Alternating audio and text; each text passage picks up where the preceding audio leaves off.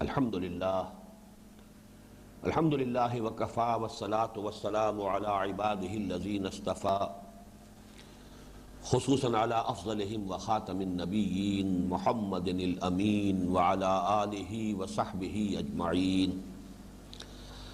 اما بعد فاعوذ باللہ من الشیطان الرجیم بسم اللہ الرحمن الرحیم ومن يرغب عن ملة إبراهيم إلا من سفه نفسه ولقد اصطفيناه في الدنيا وإنه في الآخرة لمن الصالحين إذ قال له ربه أسلم قال أسلمت لرب العالمين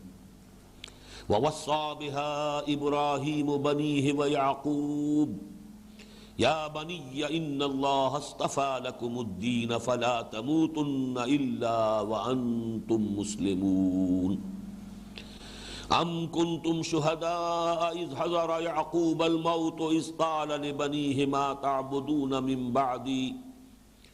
قالوا نعبد الہک والہ آبائک ابراہیم واسماعیل واسحاق الہا واحدا وَنَحْنُ لَهُ مُسْلِمُونَ تِلْكَ أُمَّةٌ قَدْ خَلَتْ لَهَا مَا كَسَبَتْ وَلَكُمْ مَا كَسَبْتُمْ وَلَا تُسْأَلُونَ عَمَّا كَانُوا يَعْمَلُونَ صدق اللہ العظیم رب اشرح لي صدری ویسر لي امری واحلل عقدۃ من لسانی یفقہوا قولی اللہم ربنا الہمنا رشدنا واعذنا من شرور انفسنا اللہم ارنا الحق حقا وارزقنا اتباعہ وارنا الباطل باطلا وارزقنا اجتنابہ اللہم وفقنا لما تحب وترضى آمین یا رب العالمین۔ سورہ بقرہ کے 16ویں رکوع کی ابتدائی آیات ابھی میں نے تلاوت کی ہیں، لیکن اس سے قبل کہ ہم ان آیات کا مطالعہ کریں، 15ویں رکوع کی آخری آیت کے ضمن میں ابھی ہمیں مزید غور کرنا ہے۔ یہ آیت اس اعتبار سے نہایت اہم ہے کہ اس میں نبی اکرم صلی اللہ علیہ وسلم کے بنیادی طریقہ کار، اور اس کو سمجھ لیجئے بنیادی طریقہ کار سے مراد کیا ہے۔ بہرحال اس بنیادی طریقہ کار کی وضاحت 4 اصطلاحات کے حوالے سے ہوئی ہے۔ بنیادی طریقہ کار سے میری مراد یہ ہے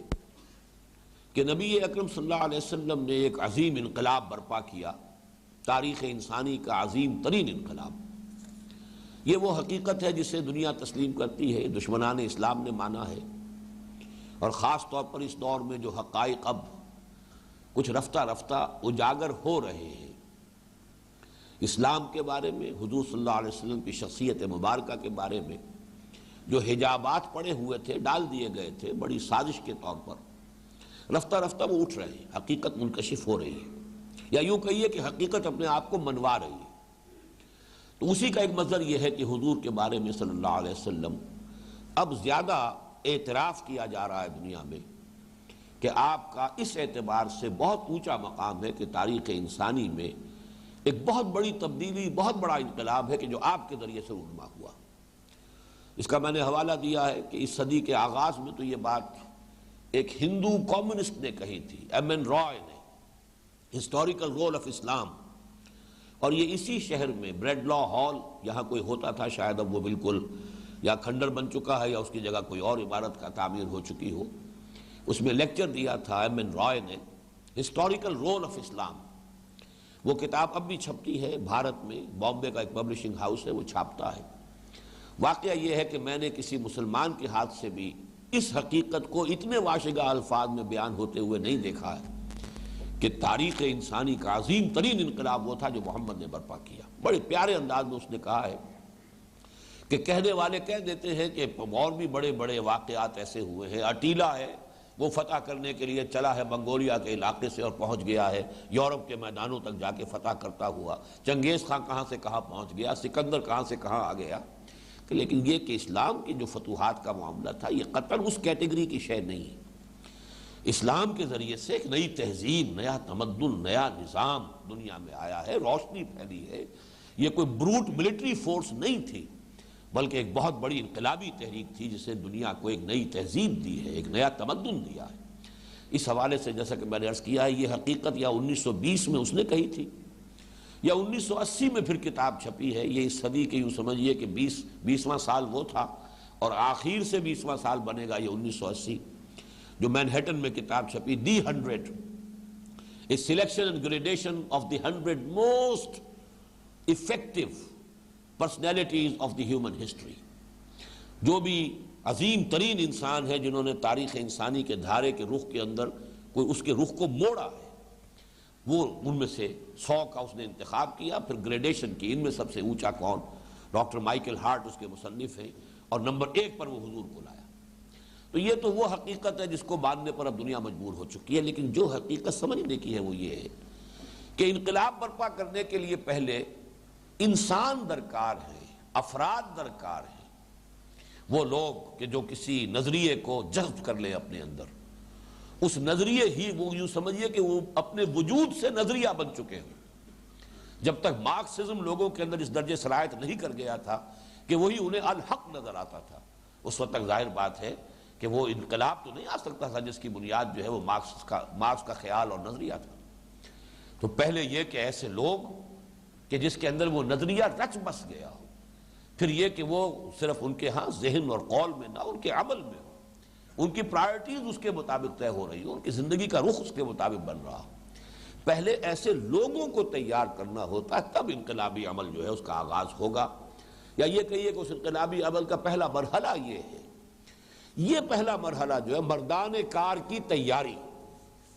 جس کو کہ میں نے ایک جگہ حوالہ دیا ہے اکبر الہ آبادی کے شعر کا کہ خدا کے کام دیکھو بعد کیا ہے اور کیا پہلے، نظر آتا ہے مجھ کو بدر سے غار حرا پہلے۔ بدر تو سیرت النبی صلی اللہ علیہ وسلم کی یوں سمجھیے کہ ایک اہم ایونٹ ہے، غزوہ بدر بڑا فیصلہ کن ہے، یوم الفرقان ہے، لیکن بدر ہوا کیسے؟ یہ واقعہ ہوتا ہی نہ اگر جانثار نہ پیدا ہو چکے ہوتے محمد رسول اللہ صلی اللہ علیہ وسلم کے، اگر وہ لوگ تیار نہ ہو گئے ہوتے کہ جن کی کیفیت یہ ہے کہ ان صلاتی و نسکی و محیایا و مماتی للہ رب العالمین، ایسے افراد اگر تیار نہ ہوئے ہوتے تو بدر کا معرکہ پیش ہی نہ آتا۔ 6 لاکھ آدمی نکلے تھے مصر سے حضرت موسیٰ علیہ السلام کے ساتھ، اور یہ ان کی اپنی دی ہوئی روایت ہے، تورات کی کتاب دی بک آف ایکسوڈس، کتاب الخروج، انہوں نے گنتی دی ہے پوری 12 قبیلے، اس قبیلے کے اتنے جوان، اتنے بوڑھے، اتنے مرد، اتنی عورتیں، دوسرے قبیلے کے اتنے جوان، اتنے بوڑھے، اتنے مرد، اتنی عورتیں، اتنے بچے، سارا سینسس موجود ہے۔ لیکن 6 لاکھ میں سے ظاہر بات ہے کہ جب جنگ کا مرحلہ آیا ہے تو کورا جواب دے دیا سب نے، فَاذْهَبْ أَنْتَ وَرَبُّكَ فَقَاتِلَا إِنَّا هَاهُنَا قَاعِدُونَ، کوئی جنگ کے لیے تیار نہیں ہوا، سوائے کہ 2 کا تذکرہ قرآن مجید کرتا ہے کہ 2 تو وہ رسول تھے، حضرت موسیٰ اور حضرت ہارون علیہم السلام، اور 2 افراد اور تھے، حضرت یوشع ابن نون اور کالب بن یفنہ، کہ جنہوں نے آمادگی ظاہر کی اور لوگوں کو آمادہ کرنا چاہا کہ خدا کے لیے ہمت کرو، لیکن بقیہ پوری قوم جو ہے کورا جواب دے کر بیٹھ رہی۔ تو غزوہ بدر کیسے ہو جب تک کہ جانثار نہ ہو؟ جانثار کیسے پیدا کیے جائیں؟ یہ ہے اصل مسئلہ کہ 2 حصوں میں اگر اسے کیجئے کہ پہلے مردان کار تیار ہو، پھر وہ ٹکرائیں، پھر وہ جہاد سے، قتال سے، اپنی جو بھی ایک انقلابی تصادم کی کیفیت ہے اس سے پھر وہ نظام کو بدلے، انقلاب برپا کریں۔ تو بنیادی طریقہ کار مردان کار کی تیاری ہے، لوگوں کو فراہم کرنا، تیار کرنا۔ اس کے لیے جو حضور صلی اللہ علیہ وسلم کا طریقہ کار ہے وہ 4 اصطلاحات میں بیان ہوا ہے، اور ان اصطلاحات کی اہمیت یہ ہے کہ 4 مقامات پر قرآن مجید میں یہ ریپیٹ ہوا ہے۔ یہ جو یہاں پر دعا کی شکل میں آیا ہے،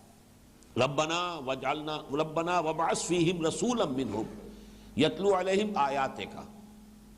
ویعلمہم الکتاب والحکمہ، عام طور پر مفسرین جو ہے اس کو ایک کہتے ہیں، تعلیم کتاب و حکمت، میں اسے 2 میں تقسیم کر رہا ہوں، تلاوت آیات، تعلیم کتاب، تعلیم حکمت، اور چوتھی چیز ہے ویزکیہم۔ یہاں پر ذرا ترتیب جو ہے وہ یہ ہے، نوٹ کر لیجئے، ربنا وابعث فیہم رسولا منہم یتلو علیہم آیاتک ویعلمہم الکتاب والحکمہ ویزکیہم انک انت العزیز الحکیم۔ آگے چل کر اس دعا کی قبولیت کا اعلان جو ہے وہ 18ویں رکوع کے اختتام پر آتا ہے، کما ارسلنا فیکم رسولا منکم یتلو علیکم آیاتنا، اب ضمیریں بدل گئیں، اب اللہ کی طرف سے بات ہو رہی ہے، یہاں حضرت ابراہیم اور اسماعیل کی طرف سے دعا کی شکل میں تھی، یہاں اللہ تعالیٰ کی طرف سے اس دعا کی قبولیت کا اعلان ہو رہا ہے کہ دیکھو تمہارے جد امجد ابراہیم اور اسماعیل، ان دونوں کی دعا کو ہم نے قبول فرماتے ہوئے محمد کو بھیج دیا، تم میں مبعوث کر دیا صلی اللہ علیہ وسلم، کما ارسلنا فیکم رسولا منکم یتلو علیکم آیاتنا ویزکیکم ویعلمکم الکتاب والحکمہ۔ ترتیب ذرا بدل گئی، یہاں یزکیکم جو ہے پہلے لے آیا گیا، جبکہ حضرت ابراہیم اور حضرت اسماعیل کے دعا میں ویزکیہم آخر میں تھا، ابتدا میں یتلو علیہم آیات، اللہ کی آیات پڑھ کر سنانا، یہ دونوں جگہ وہی ہے۔ اس میں جو بات میں نے عرض کی ہے، اگرچہ بہرحال اس کا مجھے اور تو کہیں سراغ نہیں ملا ہے، اور زیادہ لوگوں نے اس پر توجہ بھی صرف نہیں کی ہے کہ یہ ترتیب اگر بدلی ہے تو اس کی کوئی حکمت ہے یا اس پر بھی ہمیں کوئی غور کرنا چاہیے یا نہیں۔ میرے نزدیک جو ترتیب حضرت ابراہیم اور حضرت اسماعیل کی دعا میں ہے غلط تو وہ بھی نہیں کہی جا سکتی۔ دو جلیل القدر پیغمبر ہیں، فرض کیجئے حضرت اسماعیل علیہ السلام اس وقت تک جبکہ تعمیر کعبہ کا یہ کام کر رہے تھے، فرض کیجئے اس وقت تک نبوت اور رسالت سے سرفراز نہ بھی ہوئے ہوں، تب بھی ان کی نیکی اور ان کی جو بھی طبیعت کے اندر جو ان کی صالحیت ہے وہ تو اس سے نمایاں ہے کہ اپنی گردن ڈال دی تھی کہ ابا جان یہ اللہ تعالیٰ کا حکم پورا کیجئے، میں حاضر ہوں۔ اور حضرت ابراہیم تو 100 برس کی عمر کے پہنچے ہوئے ہیں، اللہ کے رسول ہیں، تو ان کی دعا میں غلطی نہیں ہو سکتی۔ اگر ہم یہ کہیں کہ یہ ترتیب غلط ہے تو یہ تو توہین ہو جائے گی اور ان کی عصمت پر حملہ ہو جائے گا، لیکن ہم یہ کہہ سکتے ہیں کہ کوئی امپروومنٹ ہے، ضرور ہے، جستجو کے خوب سے ہے خوب تر کہاں، شاید وہ بھی صحیح ہے، لیکن صحیح تر وہ ہے کہ جو اللہ تعالیٰ کے کلام میں وارد ہوئی ترتیب، کما ارسلنا فیکم رسولا منکم یتلو علیکم آیاتنا ویزکیکم ویعلمکم الکتاب والحکمہ۔ اور اس کا پھر ثبوت مزید یہ ہے کہ 2 مرتبہ پھر یہ قرآن مجید میں مضمون آیا۔ میں اس حوالہ اس لیے دے رہا ہوں تاکہ بات واضح رہے کہ ایک تو یہ کہ چاروں اصطلاحات قرآن مجید میں 4 دفعہ آ رہی ہیں، اور ایک یہ کہ یہ ترتیب جو ہے جو بدلی ہے، جو سورہ بقرہ کے 18ویں رکوع میں آئے گی، بعد میں بھی 2 مرتبہ وہی ترتیب آئی ہے۔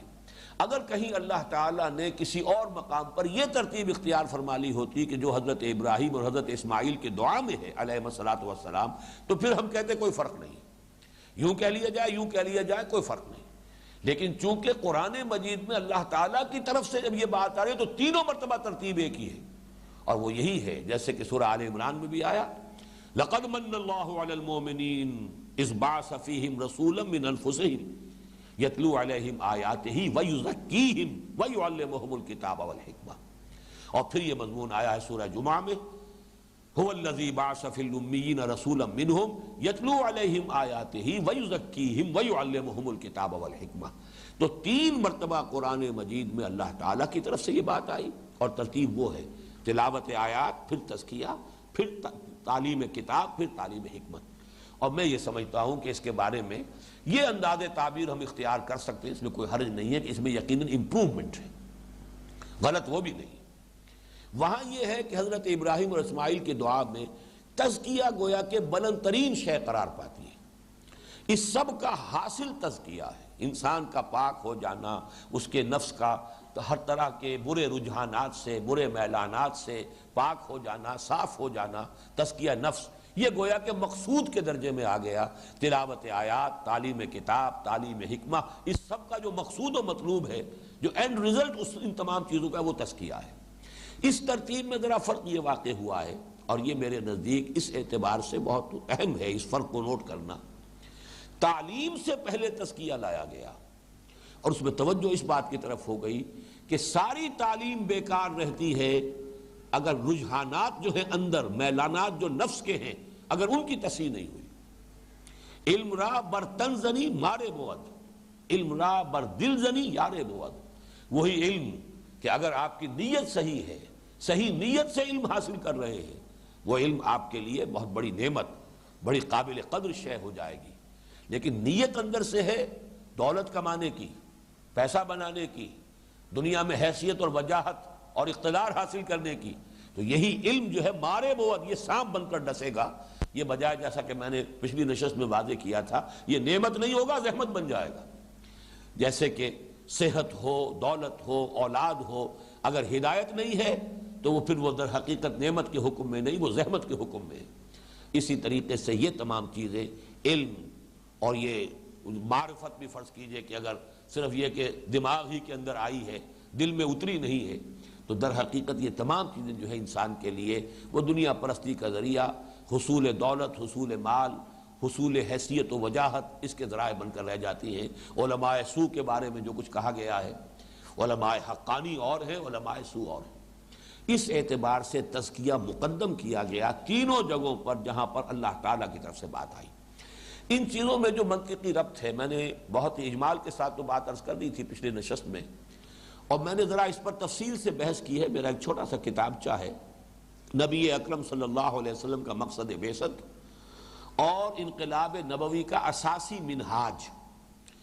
اس میں 3 مضامین ہیں، جن میں سے پہلے 2 تو اس آیت سے گفتگو کرتے ہیں، هو الذی ارسل رسولہ بالہدی ودین الحق لیظہرہ علی الدین کلہ۔ حضور کا مقصد بعثت انقلاب ہے، حضور کا مقصد بعثت دین کا غلبہ ہے، دین کو غالب کرنا ہے، نافذ کرنا ہے، قائم کرنا ہے۔ لیکن اس کے لیے انقلاب لازم ہے۔ انقلاب کے کچھ تو مراحل وہ ہیں جو بعد میں آتے ہیں، ان سے بحث نہیں کی گئی۔ جو اساسی منہاج ہے، یعنی انسان بنانے کا کام، انسان فراہم کرنا اس انقلاب کے لیے، وہ اساسی منہاج جو ہے، اس میں میں نے اس مضمون میں جو تیسرا مضمون ہے اس کتاب میں، اسی آیت مبارکہ میں جو 4 اصطلاحات وارد ہوئی ہیں، ان پر تفصیل سے اپنی رائے جو ہے بیان کی ہے کہ در حقیقت یہ پروسیس ہے، محمد الرسول اللہ صلی اللہ علیہ وسلم کی بیسک میتھوڈالوجی ہے۔ اس کے ذریعے سے آپ نے وہ مردان کار تیار کیے ہیں کہ پھر جنہوں نے جو بھی ان کی جد و جہد، ایثار، قربانی، اور جس طرح سے انہوں نے اپنے آپ کو تن فروشی، جاں فروشی کے ساتھ انہوں نے اپنے آپ کو اس کام کے لیے لگا دیا، کھپا دیا، تو انقلاب برپا ہوا۔ وہ پروسیس جو ہے وہ علیحدہ ہے، وہ منہج انقلاب نبوی میں اس کا مطالعہ کیجیے گا، لیکن اساسی منہاج پر نہایت مختصر تحریر میری اس کتابچے میں شامل ہے۔ یہاں میں اب صرف اشارے کر رہا ہوں،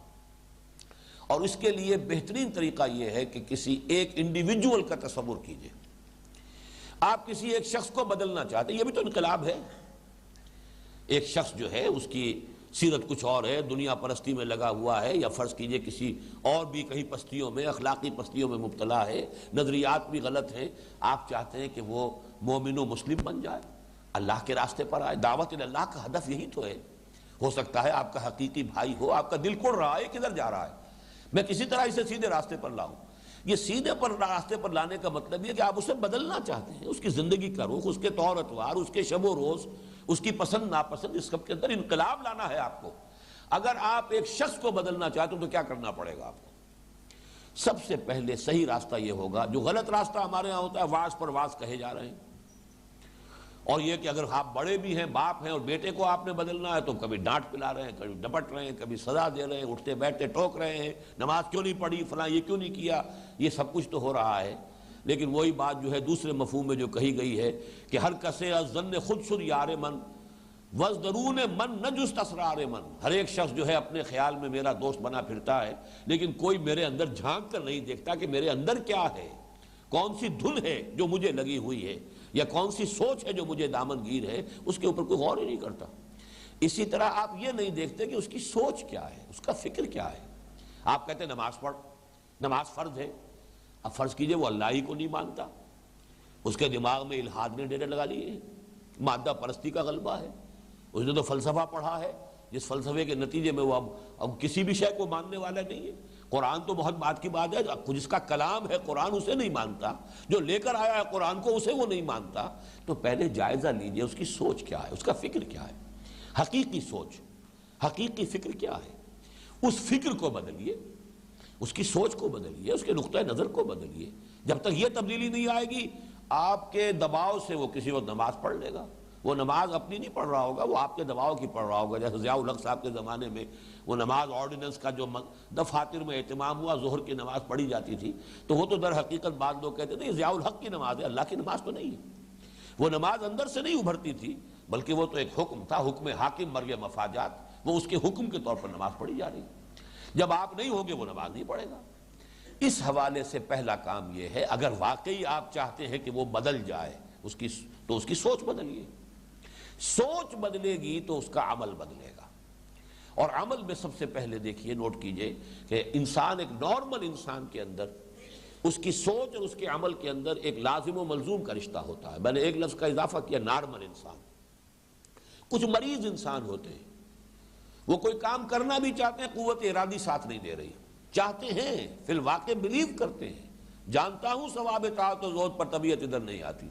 جانتا ہوں، مانتا ہوں سب کچھ، اللہ کو بھی مانتا ہوں، آخرت کو بھی مانتا ہوں، لیکن پھر بھی طبیعت ادھر نہیں آ رہی. یا یہ کہ ارادہ کرتا ہوں، سگریٹ چھوڑنے کا نہ معلوم کتنی مرتبہ فیصلہ کیا، نہیں چھوڑ سکتا. وہ پھر جو ہے پھر کر دوبارہ شروع ہو جاتی ہے. وہ قوت ارادی، یہ نہیں کہ معلوم نہیں ہے، اسے معلوم ہے میری صحت کے لیے مضر ہے، میرے لیے مہلک ہے، میرے سارے ویل وشرز کہہ رہے ہیں، سارے فزیشنز کہہ رہے ہیں، سارے ڈاکٹر کہہ رہے ہیں چھوڑ دو، لیکن نہیں چھوڑ سکتے، اپنی عادت کے ہاتھوں مجبور. معلوم ہوا کہ قوت ارادی مضبوط نہیں. یہ اب نارمل بات ہے، اس کو چھوڑ دیجئے. نارمل انسان کا معاملہ یہ ہوگا، جو اس کی سوچ ہوگی وہ اس کے عمل میں ریفلیکٹ کرے گی. اگر اس کا عمل غلط ہے تو اس کی وجہ یہ ہے کہ اس کی سوچ غلط ہے. وہ یہ جانتا ہی نہیں یا مانتا نہیں ہے حقیقتاً کہ آخرت بھی کوئی شے ہے اور مرنے کے بعد اللہ کے حضور بھی حاضر ہونا ہے. یہ اس کو یقین نہیں ہے. لہذا بابر میں عیش کوش کہ عالم دوبارہ نہیں. اس کا منطقی نتیجہ یہ ہے کہ جو عیش کر سکتے ہو کرو، جو کما سکتے ہو کماؤ، حلال سے حرام سے کس چکر میں پڑ گئے ہو. جہاں ہاتھ پڑتا ہے ڈالو ہاتھ. جو بھی عیش جو ہے تم حاصل کر سکتے ہو عیش حاصل کرو. بابر میں عیش کوش کہ عالم دوبارہ نہیں. دوبارہ تو زندگی آنی نہیں، دوبارہ کوئی عالم نہیں، کوئی پوچھ گچھ نہیں، کوئی باس پرس نہیں، کوئی حساب کتاب نہیں. حیات ثم موت ثم باس خرافات یا ام عمر. تو یہ جو ایک شعر ہے عرب شاعر کا، یہ سب خرافات ہے. کیا ہے یہ تو ہونے والی باتیں نہیں ہیں جو بتائی جا رہی ہیں.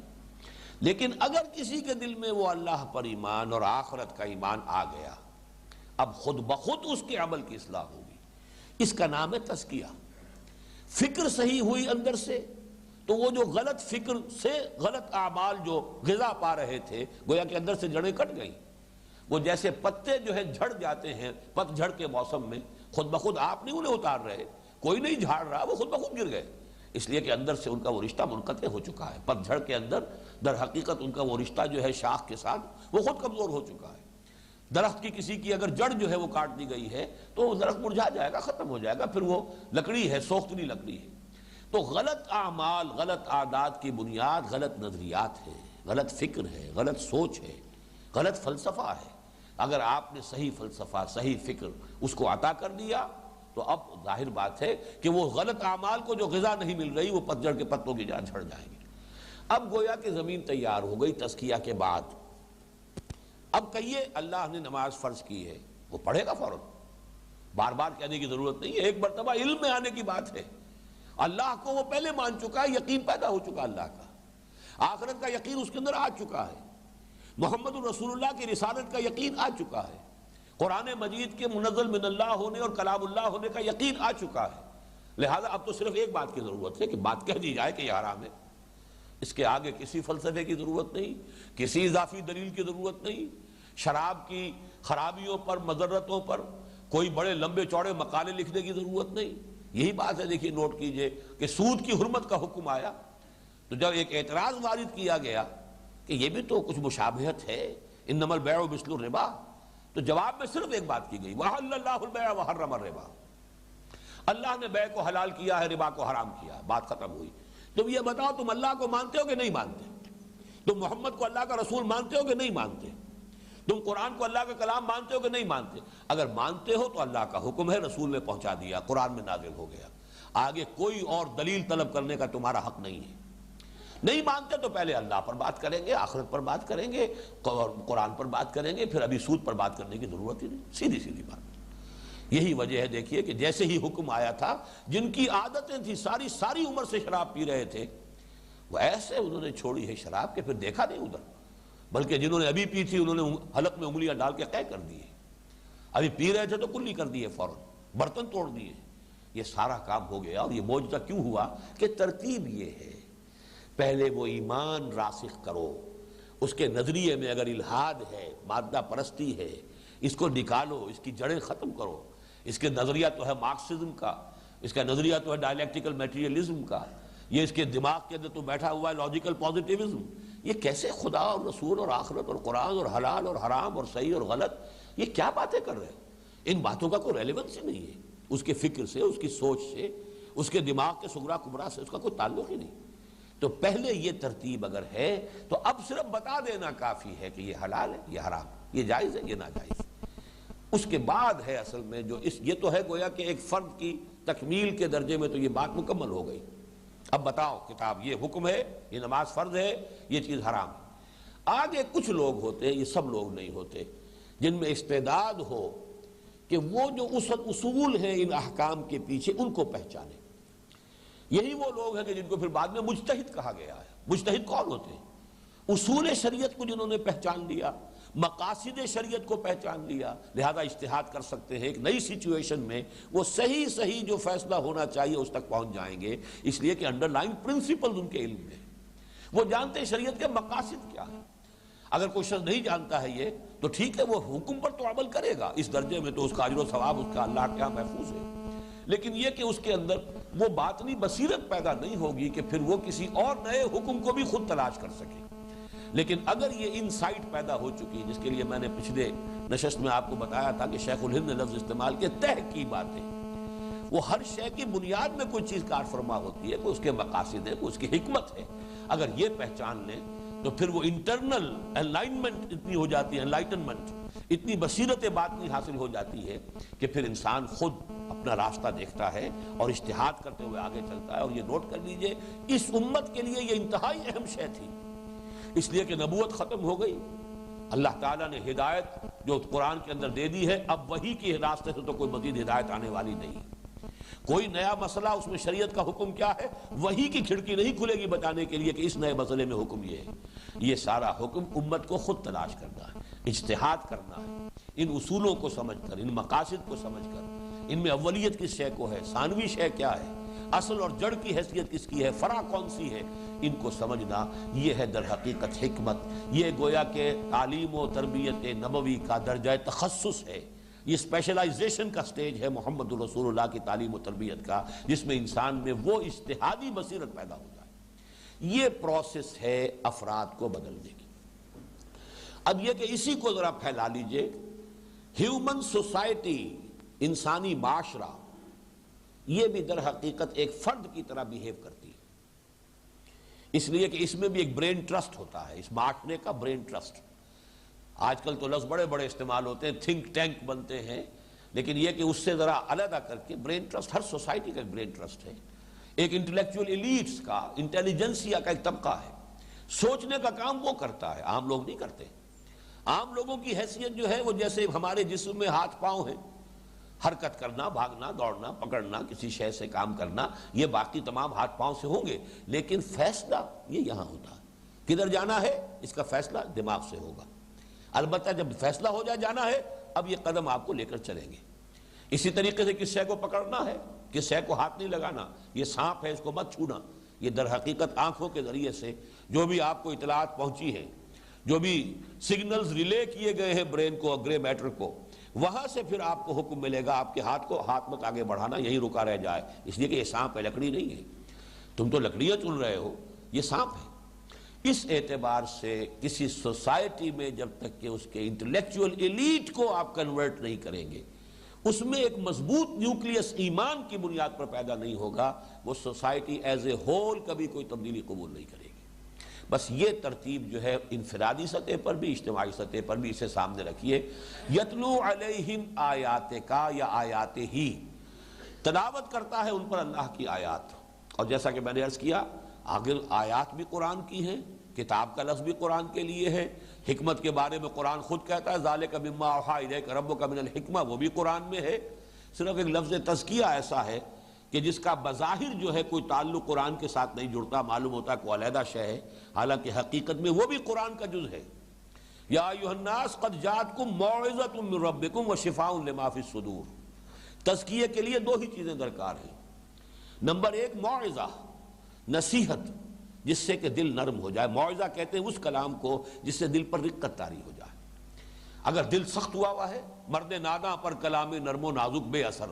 اگر وہ مرد ناداں ہے، دل سخت ہے، اعلیٰ سے اعلیٰ بات آپ کہہ رہے ہیں وہ دل کے اوپر جا ہی نہیں رہی، اتر ہی نہیں رہی، دل میں جذب ہو ہی نہیں رہی۔ پہلے ذرا کوئی کلام ایسا چاہیے جو دل میں نرمی پیدا کرے۔ زمین سخت ہے، آپ نے جا کر اس کے اوپر اسی طریقے سے بیج بکھیر دیا ہے، بیج بھی ضائع ہو جائے گا۔ آپ ہل چلاتے ہیں، زمین کو نرم کرتے ہیں، اب اس میں پانی جذب ہوگا، بعض زمینیں ایسی ہوتی بڑی سخت، اوپر جو ہے پپڑی آئی ہوتی ہے، بارش ہوئی ہے لیکن بارش کا پانی جذب نہیں ہوتا نیچے، وہ نکلتا چلا جاتا ہے، وہ وہیں سے بہہ کر دور چلا جائے گا، وہاں جذب بھی نہیں ہوگا۔ لیکن یہ کہ اگر زمین میں پانی جذب ہوگا تو بہرحال اس کی رویدگی جو ہے برآمد ہوگی، وہاں سبزہ اگے گا۔ تو دل کو نرم کرنے کے لیے موعظہ وہ بھی قرآن ہے، پھر اس کے اندر وہ جذب ہونے کی صلاحیت، دوا اندر جذب ہوگی تو اس کی تاثیر ہوگی۔ اس لیے فرمایا شفاء لما فی الصدور، جب یہ قرآن اندر اترتا ہے، دل کے اندر جذب ہوتا ہے، تو پھر یہ جو بھی سینے کے اندر جو امراض ہیں، سینے کے اندر کے جو امراض ہیں، جو دل کے امراض ہیں، وہ ضد ہے، تعصب ہے، حسد ہے، تکبر ہے، بغض ہے، وہ جو تعصب ہے، کسی چیز کے اوپر جو ہے ادھار کھا لینا ہے کہ اس کی تو لازماً مخالفت کرنی ہے۔ شقاق کا لفظ اسی رکوع میں آگے چل کر آئے گا، فَإِنَّمَا هُمْ فِي شِقَاقٍ، کسی شخص کے ساتھ ایسا بغض ہو گیا ہے کہ اس کی کوئی بات نہ سننی ہے نہ ماننی ہے۔ یہ ہے حب مال ہے، حب جاہ ہے، یہ حب دنیا ہے، یہ امراض ہے۔ ان سب کا ازالہ قرآن سے ہوگا۔ گویا کہ ان چاروں چیزوں میں در حقیقت محور قرآن ہے۔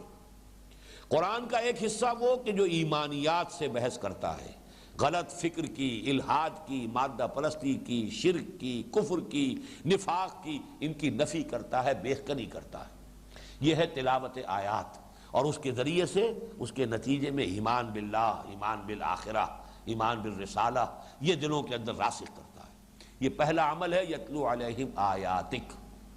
اس کا پھر دوسرا نتیجہ تزکیہ،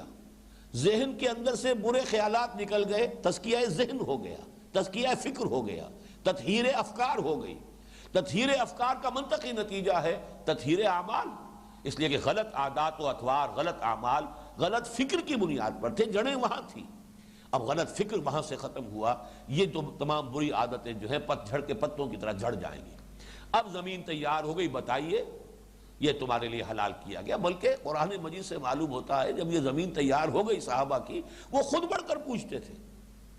یسألونک ماذا ينفقون، یسألونک عن الخمر والمیسر، یسألونک عن المحیض۔ یہ ایک سوال پر سوال چلے آ رہے ہیں، اس لیے کہ اب فطرت انسانی جو ہے اس کے اوپر جو یہ گند غبار آ گیا تھا، گند چھا یا غبار تھا یا پتجھڑ یا یہ جو بہت جھاڑ جھکاڑ تھا، یہ سب ہٹ گیا۔ اب فطرت کے تقاضے اندر سے ابھر رہے ہیں، وہ خود پوچھتے ہیں، خود سوال کر رہے ہیں، اور سوال کے بعد جوابات دیے۔ جو جواب آیا سر تسلیم خم ہے، یا جو حکم آیا تعمیل کے لیے تیار ہے۔ زمین تو پہلے سے تیار ہے، آپ نے بیج ڈالا، اب وہاں سے آپ کو لہلہاتی فصل مل جائے گی۔ یہ ہے فرد سے لے کر اجتماع تک، یہ ساری ترتیب، اس سے تبدیلی ہوگی۔ اسی کو اقبال نے کہا ہے چونبہ جاں در رفت جاں دیگر شود۔ جب یہ قرآن کسی کے اندر اتر جاتا ہے، فاش گویم آنچ در دل مزمرست، ای کتابیں نیز چیزیں دیگر است، چونبہ جاں در رفت جاں دیگر شود، جہاں چو دیگر شد جہاں دیگر شود۔ جب یہ قرآن کسی کے باطن میں سرایت کر جاتا ہے، اس کے اندر اتر جاتا ہے، اس کے اندر تبدیلی آ جاتی ہے، جہاں دیگر شود۔ اب یہ اندر کا انسان بدل گیا، اندر کی سوچ بدل گئی، نقطہ نظر بدل گیا، افکار بدل گئے، نظریات بدل گئے، مقاصد بدل گئے، پسند و ناپسند کے معیار بدل گئے، ہر شے بدل گئی۔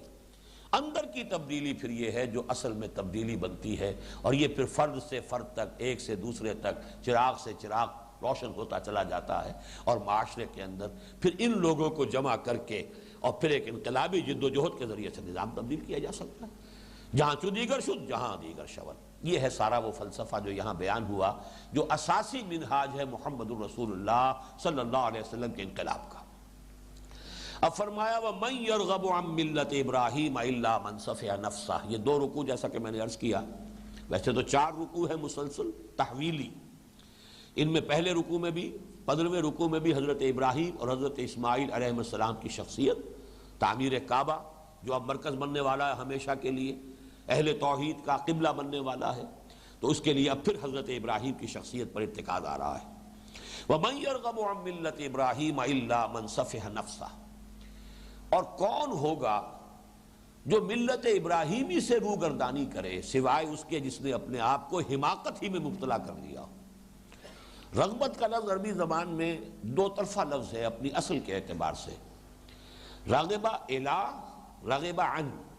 الہ ہو تو کسی شے کی طرف رغبت ہونا ہے، اس کی طرف مائل ہونا، رغبت ہونا، اس کو پسند کرنا، اور راغبہ عن کسی شے سے متنفر ہو جانا، کسی شے سے اعراض کرنا، کسی شے سے فرار اور گریز کا راستہ اختیار کرنا، تو رغبہ دونوں طرف جائے گا۔ اسی طریقے سے مالا الا مالا عن، مال سے میلان، میلان کسی شے کی طرف اور میلان کسی شے سے کے برعکس، یعنی اس سے ہٹنا، اس سے بعد، اس سے دوری پیدا ہو جانا۔ تو یہ الفاظ دو طرفہ ہیں۔ صرف صلہ جو ہے اس کے ساتھ اگر الہ ہوگا تو اس شے کی جانب رغبت ہے، اور اگر عن ہوگا تو اس کی طرف سے نفرت کی شکل ہے۔ وَمَن يَرْغَبُ عَن مِلَّةِ ابراہیم، ملت کا لفظ سمجھ لیجئے، اگرچہ یہ تقریباً دین کے ہم معنی ہے، اس کی لغوی اصل کے اعتبار سے تو بڑی لمبی چوڑی بحثیں ہیں۔ املال کے معنی لکھوانا بھی ہے، جیسا کہ آئے گا اسی سورہ مبارکہ میں آخر میں جا کر جو آیت الدین ہے، فَلْيُمْلِلْ، تو املا کرائے، تو املال لکھوانا بھی ہے۔ تو اس سے یہ کہ جو شے لکھی ہوئی ہے، طے شدہ ہے، معین ہے، یہ گویا کہ جو سنت ثابتہ ہے اللہ کی، وہ گویا کہ ملت۔ اس معنی میں لفظ دین اور لفظ ملت تقریباً ہم معنی ہیں، البتہ استعمال جو ہے یوسیج، وہ دین جو ہے وہ اللہ کی طرف بھی اس کی نسبت ہوگی اور بندوں کی طرف بھی ہو جاتی ہے۔ میرا دین، لکم دینکم ولی دین، تمہارے لیے تمہارا دین، میرے لیے میرا دین۔ دین اللہ، اللہ کا دین ہے۔ وَرَأَيْتَ النَّاسَ يَدْخُلُونَ فِي دِينِ اللَّهِ أَفْوَاجًا، دین کی ایک تیسری نسبت نبی کی طرف بھی ہوتی، دین محمد، اللہم انصر من نصر دین محمد صلی اللہ علیہ وسلم۔ تو دین کی نسبتیں تینوں ہو سکتی ہیں، جبکہ ملت کی نسبت اللہ کی طرف نہیں ہوگی، اور ملت کی نسبت افراد کی طرف بھی نہیں، میری ملت، یہ کوئی اس کا استعمال جائز نہیں ہوگا۔ البتہ جمع کسی قوم، کسی امت کے ملت جو ہے اس کی طرف نسبت ہو جائے گی، یا پھر ملت کا لفظ آتا ہے اس نبی اور رسول کے لیے کہ جو در حقیقت اس کے لیے جڑ اور بنیاد کی حیثیت رکھتا ہے، ملت ابراہیم، ملت محمد صلی اللہ علیہ وسلم، لیکن اللہ، ملت اللہ کا لفظ جو ہے وہ استعمال نہیں ہوگا، جبکہ دین اللہ، دین و محمد، دینی، دینکم، دینہو، دینی، یہ تمام الفاظ دین جو ہے اس کی ساری نسبتیں ممکن ہیں، جبکہ ملت کے لیے یہ خاص معاملہ ہے، اللہ کے لیے لفظ ملت نہیں آتا۔ وَمَن يَرْغَبُ عَن مِلَّةِ إِبْرَاهِيمَ إِلَّا مَن صَفِحَ نَفْسَهُ، کون ہوگا کہ جو اعراض، انکار یا تنفر یا فرار کا راستہ اختیار کرے ابراہیم کے طریقے سے، سوائے اس کے صفیح، بے وقوف کو کہتے ہیں، احمق کو، صفیح نفسہ، جس نے اپنے آپ کو خود حماقت میں مبتلا کر لیا۔ وَلَقَدْ اصْطَفَيْنَاهُ فِي الدُّنْيَا، اور ہم نے تو اسے پسند فرما لیا تھا دنیا میں بھی، حضرت ابراہیم علیہ السلام، اور استفاء کا لفظ تمام رسولوں کے لیے آتا ہے۔ ان اللہ اصطفى آدم ونوحا وآل ابراہیم وآل عمران علی العالمین، یہ سورہ آل عمران میں آئے گی آیت، اور ہمارے منتخب نصاب میں سورہ حج کا آخری رکوع، اللہ یصطفی من الملائکۃ رسلا ومن الناس۔ تو اسی طرح حضرت ابراہیم بھی اللہ تعالیٰ کے رسول ہیں، برگزیدہ ہیں، پسندیدہ ہیں۔ وَلَقَدْ اصْطَفَيْنَاهُ فِي الدُّنْيَا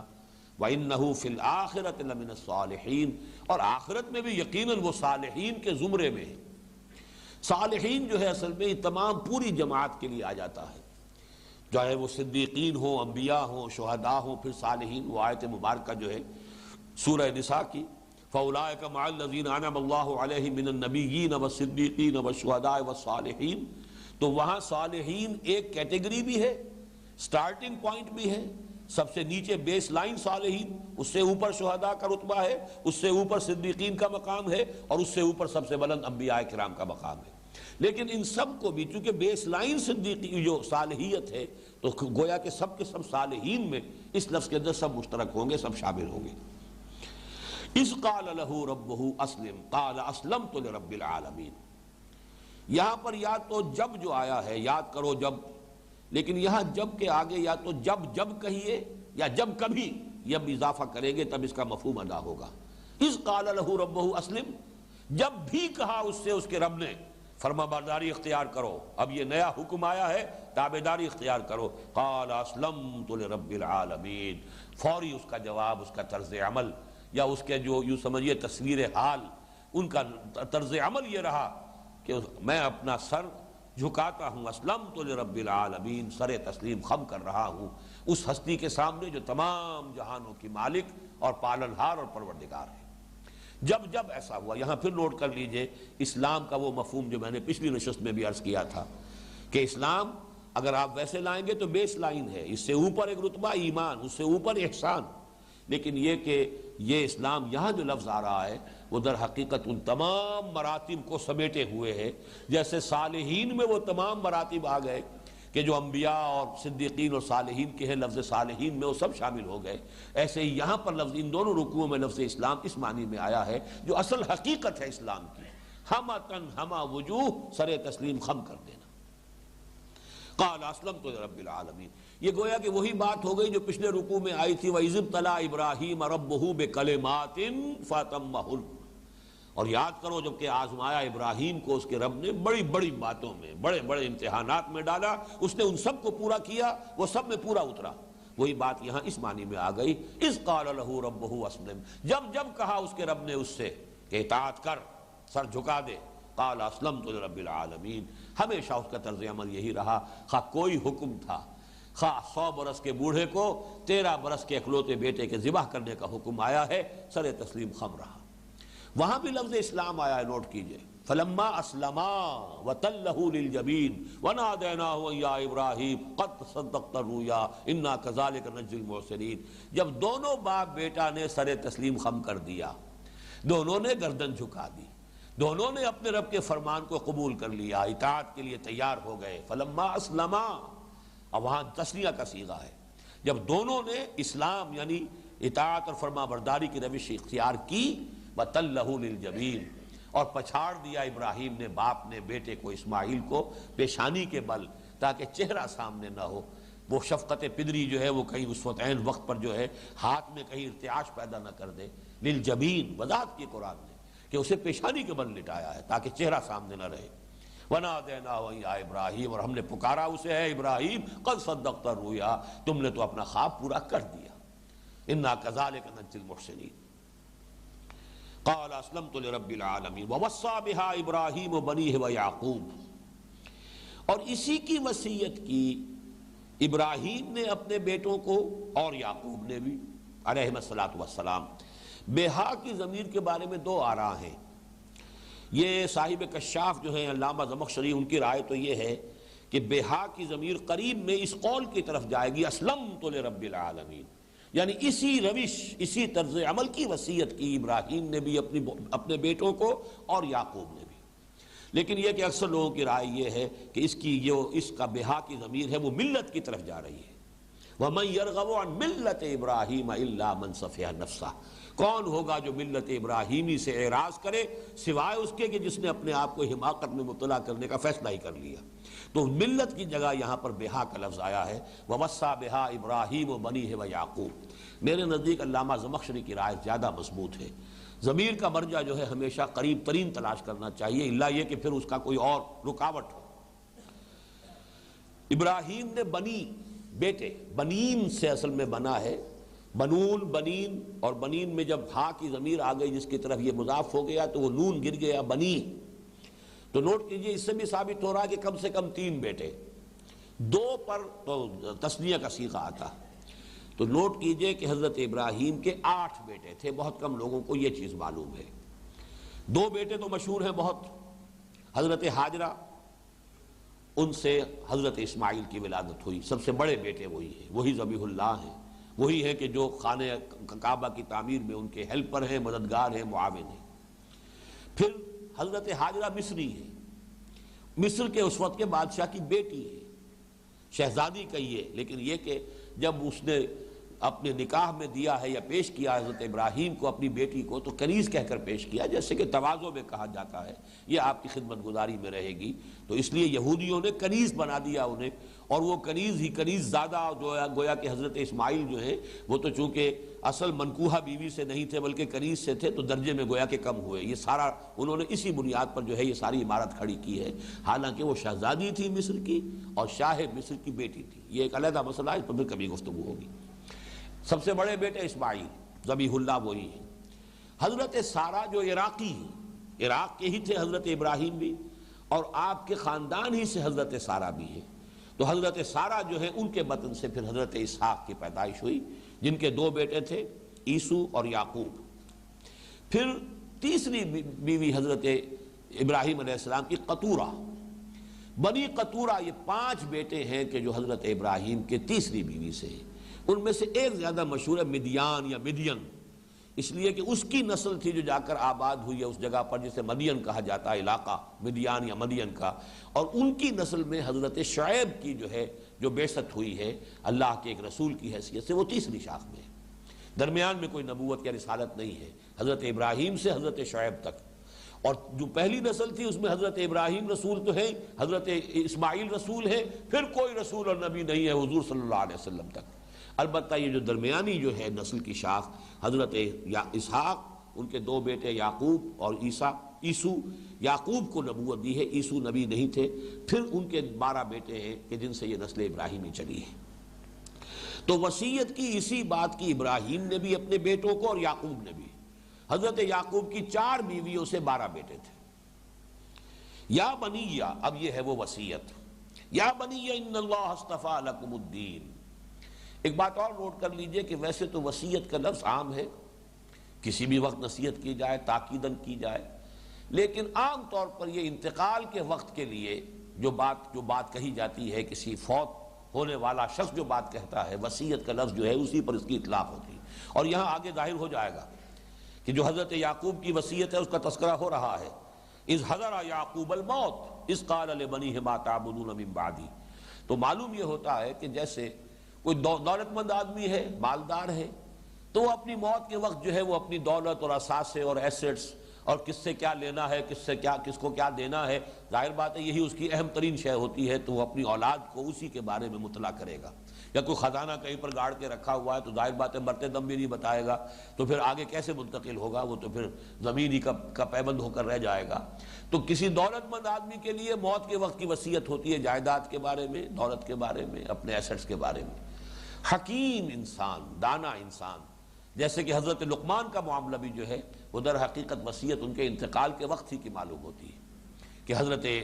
لقمان نے اذ قال لقمان لابنہ وہو یعظہ یا بنی لا تشرک باللہ۔ اسی طریقے سے یہ وصیتیں جو ہیں حضرت ابراہیم، حضرت یعقوب کی، بلکہ تورات میں تو اس کا ذکر نہیں ہے۔ البتہ یہ کہ احبار یہود کے اپنے جو اقوال ہیں ان میں ان کا ذکر موجود ہے، اور گنزبرگ نے ایک کتاب لکھی ہے کہ یہود کی جو ٹیلز اینڈ سٹوریز ہیں، جوش سٹوریز، اس میں جو ہے ان چیزوں کا تذکرہ اس نے کیا ہے، اور تقریباً یہی الفاظ جو آگے آ رہے ہیں یہ اس کے اندر موجود ہیں۔ یا بنی ان اللہ اصطفیٰ لکم الدین، اے میرے بیٹو اللہ نے تمہارے لیے دین کو پسند کر لیا ہے۔ الدین، اب یہاں پھر دیکھیے الف لام یہاں لگا ہوا ہے، یہاں پر گویا کہ معہود ایک دین، وہ دین اسلام ہے، ان الدین عند اللہ الاسلام۔ اس کی وضاحت آگے بھی ہو رہی ہے، فلا تموتن الا وانتم مسلمون، تو دیکھنا ہرگز موت نہ آنے پائے تمہیں۔ اب یہاں دیکھیے تموتن، ہرگز مت مرنا، لیکن یہاں مراد کیا ہے؟ موت جو ہے در حقیقت وہ تو انسان کے اختیار میں نہیں ہے، نہ اسے یہ اختیار ہے کہ وہ کب آئے اور کب نہ آئے۔ تو موت نہ آنے پائے تمہیں مگر حالت فرما برداری میں۔ یہاں پر اسلام کا ترجمہ کر کے لوگ اسلام کی حالت میں موت آئے تو اس آیت کی حقیقت جو ہے وہ اسے گویا کہ گزر جاتے ہیں بغیر اس پر غور کیے۔ اسلام تو ہم سب کے سب مسلمان ہیں، یہ سب جو مرتے ہیں ہمارے عزیز رشتہ دار تمام مسلمان دنیا میں حالت اسلام ہی میں مر رہے ہیں، سب کے سب مسلمان ہیں، نماز جنازہ پڑھی جا رہی ہے، لیکن حقیقت اسلام کے معنی فرما برداری، دیکھنا موت نہ آنے پائے مگر فرما برداری کی حالت میں۔ اور جیسا کہ یہ چونکہ جو خطبہ نکاح حضور کا مسنونہ خطبہ ہے، اس میں جو آیت آتی ہے، پہلی آیت جو آپ پڑھا کرتے تھے خطبہ نکاح میں، یا ایھا الذین آمنوا اتقوا اللہ حق تقاتہ ولا تموتن الا وانتم مسلمون، اس کی وضاحت میں یہ خطبات میں تفصیل سے بیان کیا کرتا ہوں، اکثر لوگوں نے سنا ہوگا، یہاں بہرحال اس درس کی ضرورت کے لیے میں اسے ریکارڈ کرا رہا ہوں کہ یہ جو اس کا مقصد کیا ہے، مطلب کیا ہوا، چونکہ موت کا کچھ پتہ نہیں کس لمحے آ جائے، لہذا اگر کسی نے طے کیا ہو کہ مجھے نہیں مرنا مگر فرما برداری کی حالت میں، تو ایک ہی شکل ہے کہ کوئی لمحہ بھی نافرمانی میں بسر نہ ہو، اس لیے کوئی اختیار تمہارے پاس نہیں، اسی لمحے موت آ سکتی ہے۔ کس کے پاس یہ یقین ہے کہ میں شراب پی لوں گا، اس کی جو بھی سکر اور اس کی جو نشے کی لذت ہے وہ لے کر پھر میں اس سے نکل بھی آؤں گا، پھر توبہ کر لوں گا، پھر آ جائے موت، کیا پتہ ہے اسی حالت میں موت آ جائے۔ بڑی حسرت ناک موت ہے۔ اسرار الحق بجاز، بہت بڑے شاعر، لکھنؤ میں، اور موت کس طرح ہوئی؟ آخری جو گھڑیاں ہوتی جن کو آپ small hours of the morning کہتے ہیں، کہیں 2-3 بجے کسی شراب خانے سے نکلے ہیں، نشے میں دھت چکرا کر گرے ہیں، کروٹ لی ہے، نالی میں گئے، نالی میں ہی موت واقع ہوئی ہے، وہاں سے لاش برآمد ہوئی۔ یہ بھی ہوتا ہے، کس قدر حسرتناک موت ہو۔ کس کے پاس گارنٹی ہے کہ میں اس گناہ سے فارغ ہو جاؤں گا، پھر توبہ کا بھی مجھے موقع مل جائے گا اور پھر میں موت جو ہے اس وقت تک کے لیے ٹال سکتا ہوں؟ اگر تو طے کرنا ہے کہ نہیں مرنا ہے مگر فرما برداری کی حالت میں، تو ایک ہی راستہ ہے، اور وہ یہ کہ کوئی لمحہ نافرمانی میں بسر نہ ہو۔ فَلَا تَمُوتُنَّ إِلَّا وَأَنْتُمْ مُسْلِمُونَ، یہ ہے اس کی تاکید کا جو انداز ہے، ورنہ تو اس میں کوئی وزن ہی نہیں ہے، کوئی زور کلام ہی سرے سے نہیں ہے۔ دیکھنا اسلام کی حالت میں مرنا، جیسا کہ ہم مر رہے ہیں، سب کے سب جو ہیں مسلمان ہی ہیں جو مر رہے ہیں۔ وہ سود خور بھی مسلمان ہے، شراب خور بھی مسلمان ہے، جو بھی کچھ حرام خور ہے، جو بھی کچھ ہے مسلمان ہے، مسلمان تو ہے، قانوناً تو مسلمان ہے، لیکن اصل جو یہاں کہنے کا مقصد ہے وہ اسلام جس کا اوپر ذکر آیا ہے، اذ قال له ربه اسلم قال اسلمت لرب العالمین، وہ اسلام سر تسلیم خم رہے جو حکم آئے۔ فلا تموتن الا وانتم مسلمون ام کنتم شہداء اذ حضر یعقوب الموت۔ اب یہاں پہ کس سے خطاب ہو رہا ہے؟ یہود سے، بنی اسرائیل، اور یعقوب اب یہ اسرائیل ہے۔ تورات میں باقاعدہ یہ الفاظ ہیں، یعقوب ان کا نام رکھا تھا والد نے، اس لیے کہ اصل میں یہ دونوں جڑواں بھائی پیدا ہوئے تھے، عیسو اور یعقوب۔ تو جو بعد میں پیدا ہوئے یعقوب، پہلے ولادت ہوئی ہے، ظاہر بات ہے دو بچے پیدا ہوتے ہیں ایک ہی وقت میں، تو ایک پہلے ہے دوسرا بعد میں۔ الفاظ یہ آتے ہیں کہ یعقوب اپنے بھائی عیسو کی ایڑیاں پکڑے ہوئے تولد ہوا، اس کی ولادت اس طور سے ہوئی کہ بھائی جو ہے بڑا شمار ہوگا، وہ چاہے 2 منٹ کا فرق ہو، وہ بڑا بھائی جو ہے پہلے ولادت ہو گئی تھی، اس کی ایڑیاں پکڑے ہوئے، گویا کہ اس کے بعد اس کے عقب میں اس کے پیچھے یعقوب کی ولادت ہوئی، اس کے نام یعقوب ہے۔ لیکن اللہ تعالیٰ نے پھر تورات میں یہ آیت موجود ہے کہ تمہارا نام آئندہ سے اسرائیل ہوگا، اب تم اسرائیل کہے جاؤ گے۔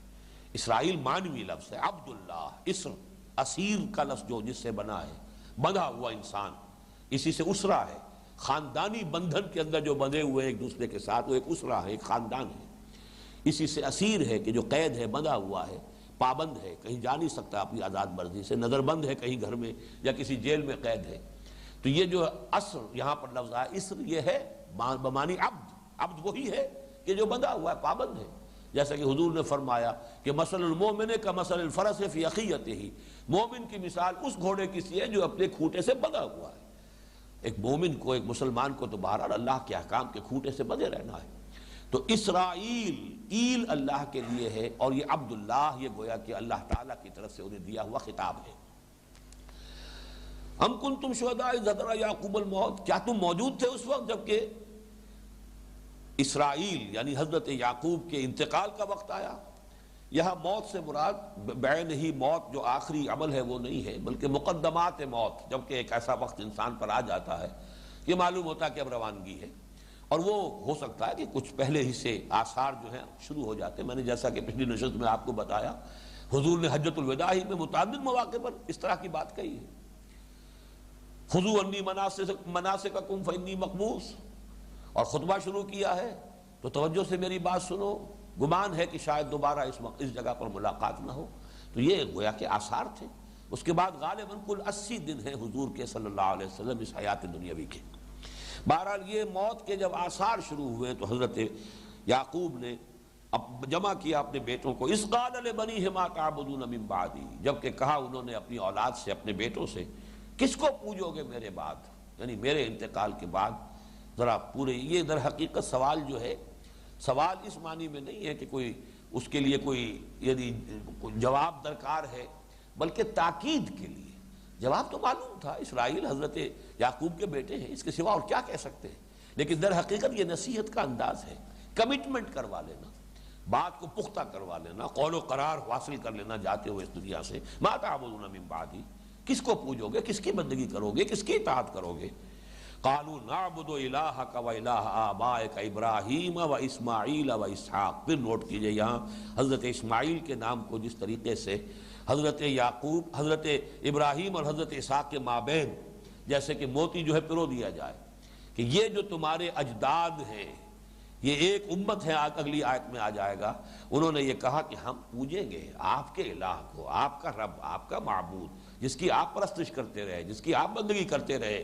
وہ الہ آبائے کا، اور آپ کے آبا کا الہ، ان کا معبود الہ کون ہے؟ اور وہ آبا کون ہے؟ ابراہیم و اسماعیل و اسحاق۔ آپ کے دادا ابراہیم، آپ کے تایا اسماعیل، آپ کے والد اسحاق، آپ کے ان تینوں بزرگوں کے جو رب ہے ایک ہی رب ہے، الہم واحدہ۔ اور یہ کوئی تین رب نہیں ہے، یہ دو رب نہیں ہے، یہ ایک ہی رب ہے، الہم واحدہ، ایک ہی الہ، ایک ہی معبود، ایک ہی رب۔ وَنَحْنُ لَهُ مُسْلِمُونَ، اور ہم سب اسی کے اسلام، اسی کی اطاعت، اسی کی فرما برداری، اس کا عہد کرتے ہیں، ہم اسی کی فرما برداری کرنے والے ہیں۔ یہاں پر در حقیقت جب اسم کی شکل میں آیا، مسلمون اسم فاعل ہے، تو اسم فاعل میں تاکید زیادہ ہوتی ہے، فعل میں اتنی تاکید ہے۔ نحن لہو مسلمون، ہم یقیناً پورے عزم کے ساتھ، پورے ارادے کے ساتھ، ہم فاعل جو ہوتا ہے وہ ارادے کے ساتھ فعل کر رہا ہوتا ہے، پورے عزم اور ارادے کے ساتھ ہم اسی کی بندگی کریں گے، اسی کی اطاعت کریں گے، عبادت بھی اسی کی ہوگی، اطاعت بھی اسی کی ہوگی۔ تلک امۃ قد خلت، یہ ایک جماعت ہے جو گزر چکی، یعنی اسماعیل، ابراہیم، اسحاق، یعقوب، یہ ایک جماعت ہے۔ تم نے دو جماعتیں بنا لیا، تم نے اسماعیل کو درمیان سے خارج کر دیا، تم نے اپنی تاریخ ہی سے اس کو نکال باہر کیا، تم نے اس کے سارے آثار اپنی کتاب میں سے کھرچ دینے کی کوشش کی، اگرچہ جیسا کہ میں نے عرض کیا تھا چور کے پیر نہیں ہوتے، کہیں نہ کہیں وہ آثار باقی رہ گئے ہیں کہ جن سے اب بھی اگر کوئی واقعتاً متلاشی حق ہے تو حق تک پہنچ جائے گا، لیکن یہ کہ تم نے تو اپنی حد تک کوشش کی ہے کہ اس کے کوئی آثار تورات میں باقی نہ رہے، لیکن اصل میں تو یہ جماعت ایک ہے، الہم واحدہ کو پوجنے والی جماعت۔ تلک امۃ قد خلت، یہ ایک جماعت، ایک گروہ، ایک امت۔ امت کا لفظ بنا ہے اما یا امو سے، اما یا امو قصد کرنا، ارادہ کرنا، اسی لیے راستے کو امام کہا گیا، اس لیے کہ انسان اسی کی پیروی کر رہا ہے، جیسے کہ فالو کر رہا ہے، you are following the path, اسی طریقے سے وہ امام ہے، نماز کا امام ہے